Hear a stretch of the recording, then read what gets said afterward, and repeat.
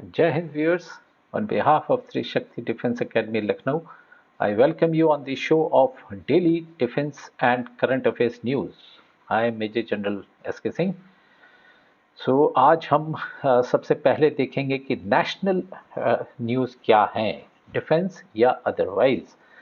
तो सबसे पहले हम लेंगे जी इसमें डिफेंस न्यूज़। जैसा कि आपको मालूम है, भारत शक्ति अभ्यास, the integrated exercise of all the three services is in progress in Jaisalmer in Pokhran sector of Rajasthan desert में। और काफ़ी उसमें नए नए वेपन्स जो इंडिया ने प्रोड्यूस किए हैं, only those have been showcased and they are being projected and they are being tested actually in this consolidated exercise or an integrated exercise। इसी में ही एक तेजस विमान का जो है दुर्घटनाग्रस्त हुआ है and the reason given is that उसका इंजन फेलियर था probably. So court of inquiry उस पर चल रही है, जब तक कि फाइनल फाइंडिंग्स नहीं आती हैं ये कहना मुश्किल है क्या है, बट अंदाज लगाया जा रहा है कि शायद ये इंजन फेलियर था। The pilot ejected safely and the pilot is safe. अगली खबर है इसकी इनफैक्ट तेजस की इंजन की क्या प्रॉब्लम्स हैं, क्यों इंडिया इंजन नहीं बना सकता, एक हम अलग से एक वीडियो हम अपलोड करेंगे। आपसे निवेदन है कि you must see that video, then you will understand the final aspects of production of an engine. Okay, next है कि आर्मी एंड HAL के बीच में defence services and defence HAL के बीच में एक समझौता हुआ है in which orders for ALH advance light helicopter Dhruv के ऑर्डर्स प्लेस हुए हैं फॉर 35 ऑफ दोज हेलीकॉप्टर्स। इसमें से 25 जो हैं वो जाएंगे आर्मी को and 9 of them will go to the coast guard and balance 1 will be used for the training and otherwise testing purposes. तो ये एक खबर है जिसमें ऑलमोस्ट 35 ध्रुव हेलीकॉप्टर्स की डिमांड प्लेस करी है भारतीय सेना ने ऑन दी HAL। अगली खबर है नेवी के फ्रंट से, जहां पर कोलकाता में जो कोलकाता स्थित garden reach ship builders and engineers limited द्वारा दो anti submarine warfare shallow watercraft जो है बनाई गई हैं, उनको आज पानी में उतारा गया, उनकी आज कमिश्निंग हुई है। तो ये एक बूस्ट करेगा तो इंडियन नेवी की कैपेबिलिटी को, it will give an additional boost और इससे सुरक्षा जो नेवी करेगी अपने सी कोस्टल एरियाज की, प्लस वॉर के टाइम में सी लाइन्स ऑफ कम्युनिकेशंस को ओपन रखने में उसमें काफ़ी मदद करेगा।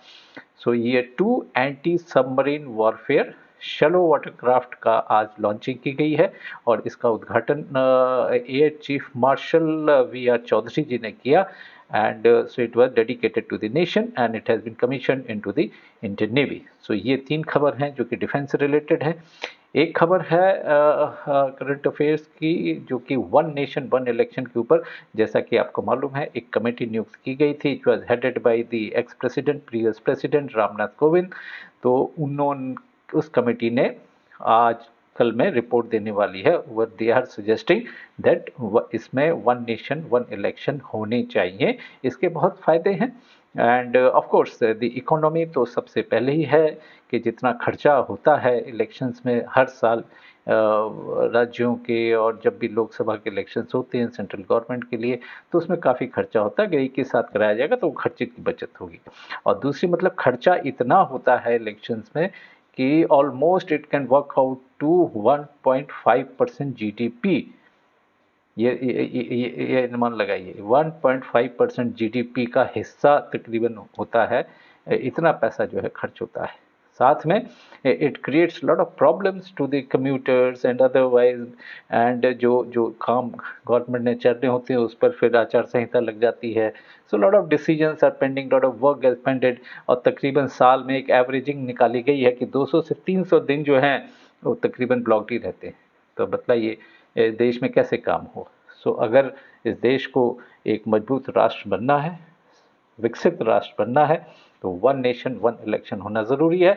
इसके फर्दर डिटेल्स जब ये कमेटी पेश कर देगी अपनी रिपोर्ट को, उसमें हम आपको फिर से सूचित करेंगे, उसके बारे में हम फिर से बतलाएंगे। अब हम रुख करते हैं इंटरनेशनल की तरफ। एक खबर आई है और वो ये है कि रशिया के प्रेसिडेंट पुतिन ने, जैसा कि आपको मालूम है, वहाँ पर इलेक्शंस होने जा रहे हैं वेरी शॉर्टली, तो एक स्टर्न वार्निंग दी है वेस्टर्न नेशंस को, इंक्लूडिंग अमेरिका एंड नेटो को, कि इन केस अगर ज़रूरत पड़ी, संप्रभुता और sovereignty of Russia is at stake, then they will not hesitate in using nuclear weapons। इसकी क्या असर हो सकता है ये पुतिन भी जानते हैं, वो मास्टर हैं इसमें। And plus you are aware that Russia is holding the maximum number of nuclear weapons in the world. सबसे ज़्यादा न्यूक्लियर वेपन्स उसके पास है, रशिया के पास। तो खास तौर पे उसने ये बतलाया है कि अगर if Russia is pushed to the corner, if the sovereignty of Russia, which includes the four province which Russia has taken over from Ukraine, तो इस जो जो अभी लड़ाई चल रही है रशिया यूक्रेन के बीच में, it includes those areas also. So if that is threatened, Russia will not hesitate in using nuclear weapons. So that's all viewers, आज के current affairs and daily defence news में।